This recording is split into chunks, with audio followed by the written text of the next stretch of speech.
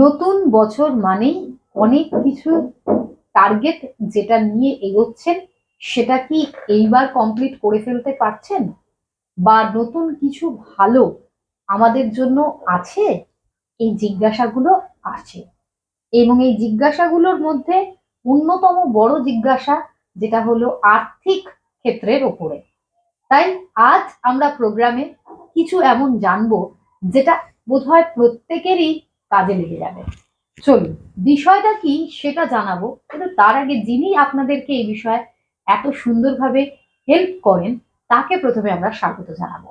বিভিন্ন অনুষ্ঠানে তিনি তার অভিজ্ঞতা, তিনি তার যেটা জ্ঞান সেটা কিন্তু আপনাদের কাছে জানান, এবং সেই জন্য আজকের প্রোগ্রামেও আমরা তার কাছ থেকে তার কিছু অভিজ্ঞতা, তার যে জ্ঞান এই বিষয় নিয়ে সেটা জানবো। তিনি কি গাইডলাইন বা কি পরামর্শ, কি সাজেশন আমাদের দিচ্ছেন, চলুন সেটা জেনে নেই। আমাদের সঙ্গে আছেন স্বনামধন্য অ্যাস্ট্রোলজার, বিশিষ্ট হস্তরেখাবিদ, বাস্তুবিদ ও সংখ্যাতত্ত্ববিদ শ্রী ভৃগুমন দাস। স্বাগত জানাচ্ছি আপনাকে দাদা। নমস্কার। উপস্থিত সকলকে আমার আন্তরিক প্রীতি, শুভেচ্ছা, ভালোবাসা, বড়দের শ্রদ্ধা ও নমস্কার জানিয়ে প্রত্যেকদিনের মতন আপনাদের প্রিয় YouTube channel CB and motivation, আপনাদের অনুপ্রেরণা বাড়ানো, সেই চ্যানেলটা সাবস্ক্রাইব করুন, লাইক করুন, শেয়ার করুন।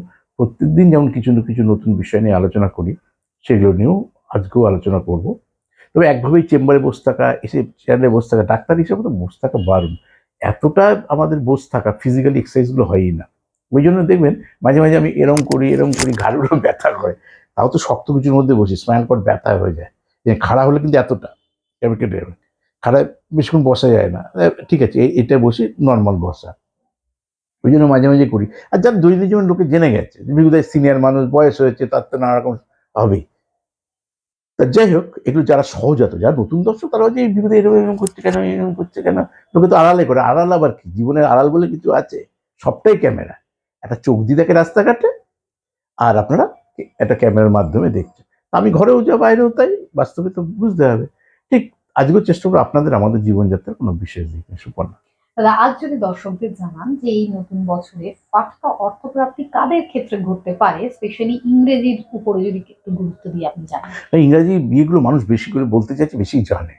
কিন্তু বাংলার জন্মমাস অনেকে জানে না, অনেকে বাংলার ইয়ার জানে না। লোকে ইংরাজির উপর প্রশ্নটা বেশি। আর যে কোনো ক্ষেত্রে date of birth, place of birth ইংরাজিতে লোকের লাগে। দেখো, তুমি আই কার্ড বাংলায় হয় না, আই কার্ড ইংরেজিতে। তাই ইংরেজিতে হয় না, নামের স্পেলিং লিখতে হয় ইংলিশে। বাংলায় দেখেছো, বাংলায় তো ব্র্যাকেটে লেখা থাকতে, তাও বাংলায় কেন? নামটা হয়তো বাংলায় লেখা হলো ব্র্যাকেটে, কথা দিয়ে বলছি। কিন্তু কেন, বা একদিকে ইংলিশ একদিকে বাংলায়, কিন্তু ডেট অফ বার্থটা ইংলিশেরটা বাংলায় করা, কিন্তু ইংলিশ ডেট অফ বার্থ বাংলার ডেট অফ পুরো আলাদা হয়। তাই জন্য ইংলিশটা কোনোদিন বাংলায় করা থাকে না ওই অর্থে। কারণ তুমি ধরে নাও তোমার 11ই জানুয়ারি জন্ম, তাই 11/11/01/1991, ওইটা হয়তো বাংলা অক্ষরে তো ওয়ানটা লেখা থাকতে পারে, কিন্তু ওইটার মানেটা বাংলা দিয়ে হবে না। ইংরাজি জন্ম আর date of birth, place of birth, time of birth আর বাংলার date of birth, time of birth এক হবে না। তাহলে আমাকে তখন বলতে হবে রাত 10টা, বলি না, সকাল 10টা, অমুক আমরা এম লিখি, অমুক পিএম লিখি, তখন বুঝতে পারি রাত 10টা বা সকাল 10টা, তাই না? তা আমরা এখানে এম পিএম বুঝছি, ওখানে সকাল রাত দুপুর লিখতে হবে আলাদা করে। ওখানে সকাল আছে, রাত আছে, দুপুর আছে। আর আমাদের ইংরেজিতে কিন্তু কিছু নেই, দুটোই শুধু রয়েছে, এম আর পিএম, তাই না? আমাদের ভোর আছে, গুড মর্নিং পাঠাই আমরা। ওখানে কিন্তু মর্নিং বলে কোনো আলাদা করে কোনো শব্দ নেই। ওখানে 24 ঘন্টাকে দুটো ভাবে ভাগ করে, একটা এম, একটা পিএম। ওই জন্য বলা হয় বাংলার কম্বিনেশনের থেকে ইংলিশ কম্বিনেশনটা অনেক সহজ যে কোনো ক্ষেত্রে। ব্যঞ্জনবর্ণগুলো, আমাদের স্বরবর্ণ ব্যঞ্জনবর্ণ যেভাবে, ওই জন্য বাংলার অনার্স পড়াটা অনেক ডিফিকাল্ট ইংলিশ অনার্সের থেকে। আমি এটা কারোর সঙ্গে কারোর তুলনা করছি, বোঝাবার জন্য বলছি। যে পারে না তার কাছে সবটাই কঠিন, সেটা তো আলাদা, ছেড়ে দিন। কিন্তু বক্তব্য হচ্ছে ইংলিশে অনার্সটা তুলনামূলক সহজ বাংলা অনার্সের থেকে। ওই যে বাংলা অনার্সের ছেলে মেয়ে কম, ইংলিশ অনার্সের ছেলে মেয়ে বেশি। ওই ইংলিশ অনার্সের ছেলে মেয়ে চাকরি কম, বাংলা অনার্সের ডিমান্ড প্রচুর, এখনো ভ্যাকেন্সি আছে। আবার ইংলিশ অনার্সের সুবিধা কি, ইংলিশে আপনি ওয়ার্ল্ডের অনেক জায়গায় অনেক কিছু করতে পারেন, যে বাংলা অনার্সে আপনি সব জায়গায় করতে পারবেন না। ওই জন্য পর ছেলেমেয়েরা ইংলিশে শিফট করছে, কনভারসেশন গুলো সবকিছু ইংলিশে। হিন্দিতেও কনভারসেশন হয় না স্কুল কলেজ, ওই ইংলিশই করে। আর বাংলাতে ছেড়ে দিন, লোকাল ল্যাঙ্গুয়েজ হয়ে গেছে, ওটাতে কোনো রকম ভাবে তো করেই না। ওই কারণে ওই অর্থ ওভারঅল হচ্ছে ইংলিশের ল্যাঙ্গুয়েজটার ভ্যালু বেশি। ওই যে ইন্টারন্যাশনাল ল্যাঙ্গুয়েজ ইংলিশই বলা হয় ওই অর্থে, বাস্তবে প্রয়োগ করার ক্ষেত্রে। তা আমাকে মাথায় রাখতে হবে যে আমি কি করতে চাইছি।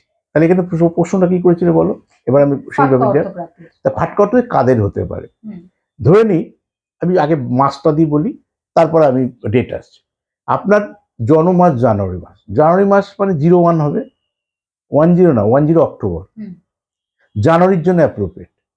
যদি আপনার জন্ম তারিখ 11 তারিখ হয় তাহলে আপনার খুব ভালো, যদি এটা 1991 হয় খুব ভালো, তাহলে 11 জানুয়ারি 1991।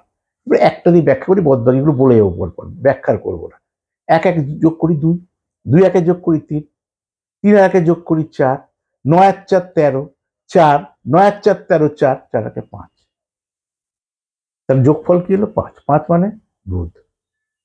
জন্মকালীন আপনার বুধ ভালো আছে, মানে এটা আমি সাজিয়ে বলছি কথা ওর সঙ্গে, আপনি জানেন না। তাহলে যাদের 11 জানুয়ারি 1991 জন্ম, তাদের এটার মধ্যে বুধের প্রভাব রয়েছে। অ্যাজ পার জন্ম তারিখটা তো ভুল নয়, এটা তো আপনি দিয়েছেন 5। বলুন তো 5, 5-এর মধ্যে বুধের যেহেতু প্রভাব রয়েছে আপনার, তাহলে এই নামটার মধ্যে বুধের প্রভাব। বুধকে বুঝে বিচার, বুদ্ধি, বিশ্লেষণ, অর্থপ্রাপ্তি, ফাটকা প্রাপ্তি, সিদ্ধান্ত নেওয়ার প্রবণতা, এরাই বলেছি না। সেই বুদ্ধিমান, বুদ্ধিমান আমরা সার্বিক যে বুদ্ধি বলি সেই বুদ্ধি নেই, সে বুদ্ধি নেই আমার, আপনাদের হয়তো থাকতে পারে। পৃথিবীতে যে সাকসেসফুল ব্যক্তি বা ঠিক ঠিক সময়ে যে ঠিক জিনিসটাকে প্রয়োগ করতে পারে, দ্যাট ইজ বুদ্ধিমান। সেই পৃথিবীতে বুদ্ধিমান যে সাকসেসফুল ব্যক্তিত্ব। আপনি সারা বছর খুব পড়েছেন, ফেল করেছেন, তো বুদ্ধিমানের মধ্যে পড়বেন? তখন বলে বদ বুদ্ধিগুলো আছে, এইটা দেখছে ওইটা দেখছে, কোনো বুদ্ধি নেই। সে বুদ্ধি থাকলে আগে এখানে ইউটিলাইজ করতো। খুব বুদ্ধি রয়েছে, আমি ব্যবসা করে দাঁড়াতে পারিনি, আমি চাকরি জীবনে পাইনি। তো বুদ্ধিটা হচ্ছে, বুদ্ধ হচ্ছে প্রয়োগ বিধি, ভালো করে বুঝবেন। আমরা সাধারণ মানুষ বুদ্ধি বলতে যেটা বুঝি সেই ডাইমেনশনে মাপলে হবে না। এটা সাকসেসের এডুকেশনে হোক, তার কেরিয়ারে হোক, তার ব্যবসা করে হোক, তার সংসার জীবনে হোক, সেই বিচক্ষণ যে সেই ডাইমেনশনটাকে ধরতে পারবে, তাহলে এটা বুধের প্রভাব। এরকম মঙ্গলের প্রভাব বেরোবে, এরকম শনির প্রভাব বেরোবে, এরকম রবির প্রভাব বেরোবে। যে সমস্ত আপনাদের ডেট অফ বার্থগুলো যোগ করে নিন, যে সমস্ত কয়েকটা ডেট অফ বার্থ বলি সেগুলো পটপট করে যোগ করুন। যে ডেট অফ বার্থগুলো চন্দ্রের, বুধের, বৃহস্পতির, শুক্র, মঙ্গল, সেই ডেট অফ বার্থগুলো আগামীতে কোটিপতি হবেন হবেন হবেন। অনেক সহজ করে দিলাম। এবার ডেট অফ বার্থগুলো যোগ করি, একটা যোগ দিয়ে বুঝিয়ে দিলাম। কেন? 11th 01 1991, এটা যোগ করে বুঝিয়ে দিলাম। এবার আপনার ডেট অফ বার্থটা যোগ করুন, যদি এগুলোর হয় 100% পাবেন। কিন্তু মাথায় রাখতে হবে, যদি না হয় তার লাইফ কি নষ্ট? না, কোনো না কোনো সময় আমার হতে পারে। এবার কি আছে দেখে নিন। ধরুন আমার 18 আছে, 18 8 আগে 9, তাহলে 18 জুলাই 1974 যোগ করুন। এমনি বিভিন্ন হবে, কারণ 70 যোগ করুন।